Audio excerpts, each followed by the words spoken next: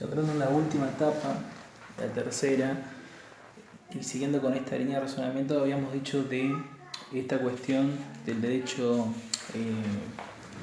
a la vivienda, al agua y la participación ciudadana. Podemos ver en el desarrollo de este trabajo, primero, el andamiaje jurídico que nos permite analizar, primero, la realidad y la actualidad de los derechos económicos, sociales y culturales desde el derecho convencional y la importancia que tiene el derecho convencional en esta nueva forma de abordar la temática de los derechos humanos.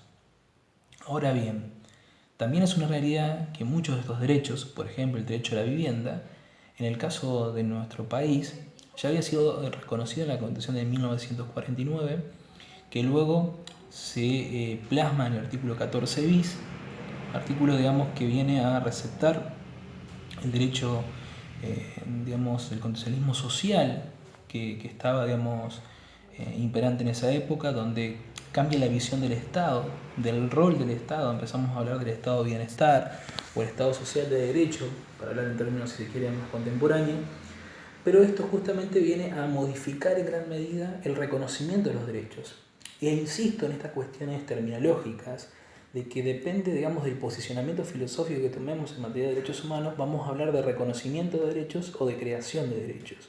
Y acá es donde uno reafirma la postura naturalista, donde hacemos énfasis en que el Estado reconoce derechos preexistentes.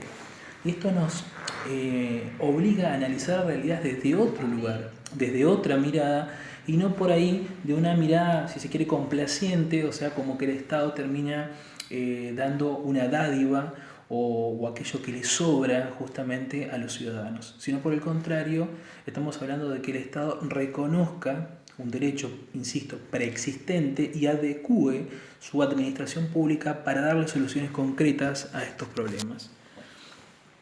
También hablábamos, además del derecho al agua, el derecho del acceso a la vivienda. También está en el marco de lo que es el condicionalismo social. Yo en uno de los trabajos marcaba un aporte que me había hecho un docente, un politólogo, que nos decía que la Constitución habla del acceso a la vivienda digna, pero en ningún momento habla del derecho de propiedad, o sea, el derecho de dominio como el derecho humano fundamental a proteger. Y no es un tema menor esta mirada que nos hacía este politólogo, en el sentido de que hay cuestiones culturales que hacen a la medida de la satisfacción del derecho. Es una realidad que muchos tienen el tema del acceso a la vivienda como una cuestión del derecho del dominio, ¿no? Entonces exigimos del Estado políticas públicas sobre crédito blando, el acceso a la vivienda, pero por ahí no miramos el trasfondo también de la regulación, por ejemplo, en materia de locaciones urbanas, o de generar políticas culturales también en esta materia que hace que una persona pueda, en el desarrollo de su vida, alquilar según las necesidades y según las posibilidades. Pero esto, insisto, es una mirada justamente que nos tenemos que hacer. Después, cuando hablamos de la participación ciudadana, hoy está muy en boga, vamos a decir algo en nuestras conclusiones, la temática del gobierno abierto y esto de la necesidad de la participación ciudadana. Esta mirada de la democracia participativa nos obliga también a reformular la administración pública para generar las instancias de participación.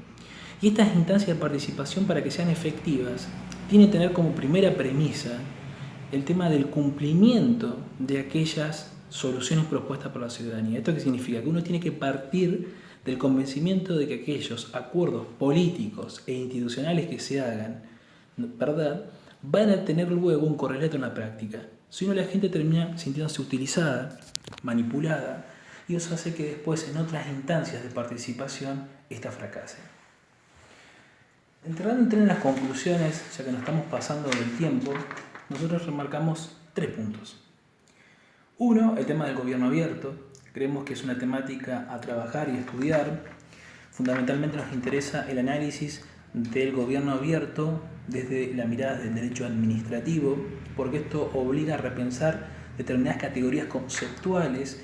En esto no quiero dejar de mencionar, por ejemplo, el aporte que hace el doctor Juan Corbalán en su obra Derecho Administrativo en Transición, porque nos obliga a pensar el derecho administrativo desde nuevas categorías, desde nuevas realidades y fundamentalmente contemplando, por ejemplo, el avance tecnológico.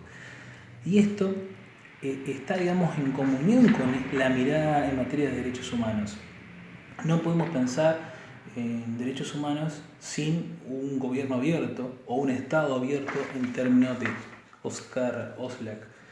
Y hablamos de transformación de la administración y nos parece sumamente importante que empecemos a hablar todos un mismo idioma. Entonces esto implica de que la administración comience una reforma, una transformación desde todos los ejes, fundamentalmente en materia de empleo público, porque es el agente público, el empleado de mesa de entrada, que tiene que internalizar este cambio conceptual, que significa lo que me gusta denominar la humanización del expediente. O sea, el expediente no es un problema, un trámite más, es una historia de vida que está detrás de ese expediente.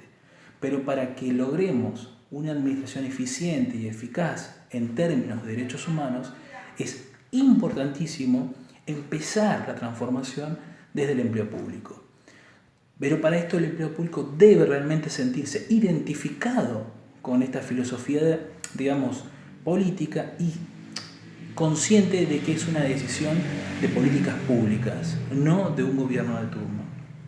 Por último, dejamos como inquietud, como preocupación, el rol de la Corte Suprema en materia de derechos humanos. Sinceramente, uno no parte, digamos, de la ingenuidad de que no tienen un rol político los jueces. En esto me parece que la obra de Dworkin sobre principios, es fundamental releerla en términos políticos. Pero no quiero dejar pasar esto la importancia del rol de la Corte Suprema. La Corte Suprema tiene un rol importante, fundamental en este sentido. Y podemos ver que hubo importantes avances en los últimos años, pero estamos en una situación crítica, una situación preocupante en materia de derechos humanos. Y todos nosotros debemos de alguna forma analizar el contexto en que se toman estas decisiones y los peligros que pueda acarrear un retroceso institucional desde la Corte Suprema de Justicia de la Nación. Los últimos segundos que me quedan, agradecer a las docentes. Espero que estas reflexiones den cumplimiento, digamos, a las pautas establecidas. Realmente es difícil por ahí ser lo más sintético posible, pero traté de dar una mirada, si se quiere, integral de los temas que hemos visto y que me parecieron sumamente interesantes. Muchas gracias a todos ustedes.